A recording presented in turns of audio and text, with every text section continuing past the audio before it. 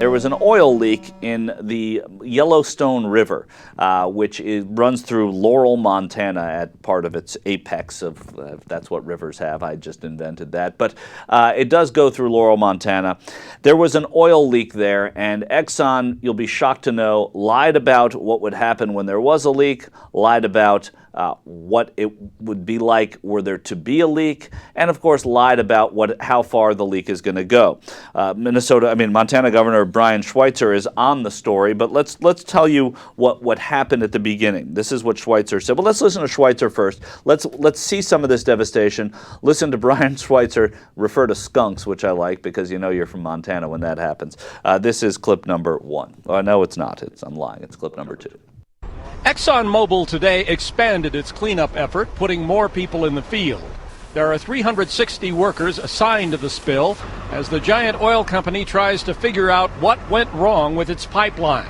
I really can't speculate on what caused this. It was a very big surprise to us. Look at that. Montana Governor Brian Schweitzer toured the spill area today, observing the cleanup and promising landowners like Jim Swanson that he'll keep after Exxon Mobil to get rid of the oil. This cleanup is done when the state of Montana says it's done, nobody else. Glad you're here. And I promise you this, I'll personally be on this like smell on skunk until it's done. Along another part of the riverbank, I got about a mile of river frontage. Bob Castleberry showed us his flooded home, his land reeking of crude oil.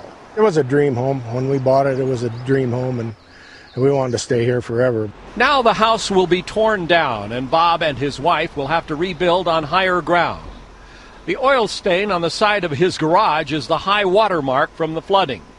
Bob said he was shocked the night he first looked out at the smelly water surrounding his house. I shined that spotlight out that front door on that side. That river was black with crude oil, just black with crude oil.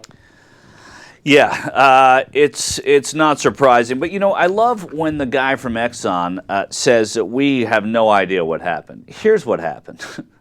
The oil broke. The pipeline broke, and oil went all over the place. And everything that you said would have happened didn't happen. The reason it happened, whatever the reason it happened, there are natural reasons it would have happened. There's been a very high level of flow in that river, sort of more fierce water because of rain and runoff. I'm saying things that I never really talk about, rain and runoff. But all these things have happened. And still, you said that there were 12 feet of land between that and the pipeline, everything would be fine. It turns out there were 4. The erosion, whatever that erosion was, caused this pipeline to break, to burst, and to go downstream. And of course, this is what they said. Exxon Mobil came under fire on Wednesday from Governor Brian Schweitzer, who said the oil giant had assured Montana that any spill on the Yellowstone River could be shut off in a few minutes. This is what's amazing. It took nearly an hour for that to happen, 56 minutes to be precise, on July 1st, when this is the longest undammed river in the United States. There's a trivia question that'll get you nowhere. We were told that there were automatic shutoff valves and that it's not possible that it could run even a couple of minutes into the river before it shut off. Well, it turns out that the shutoff was not nearby, it was in Houston, and it took much longer. It drew 30 minutes and then 56 minutes. Some are saying as many as 58 minutes. And of course, they're saying initially that it wouldn't run much past where it was. Now they're saying they're seeing it 10 miles away, some 25 miles away, and Governor Schweitzer is saying that there are people that are seeing oil in North Dakota. And I don't know exactly the lay of the land there, but what's happening, of course, is that Exxon is not being totally honest. The oil companies not being totally honest. Why don't they just say, we screwed up, we got to clean this up, this is a disaster? When the river started to rise this spring and Laurel officials again said they were concerned. That's before any of this happened, after Exxon had assured them. They contacted Exxon Mobil, were told by the company on June 1st that it was not at risk. It was buried 12 feet beneath the riverbed.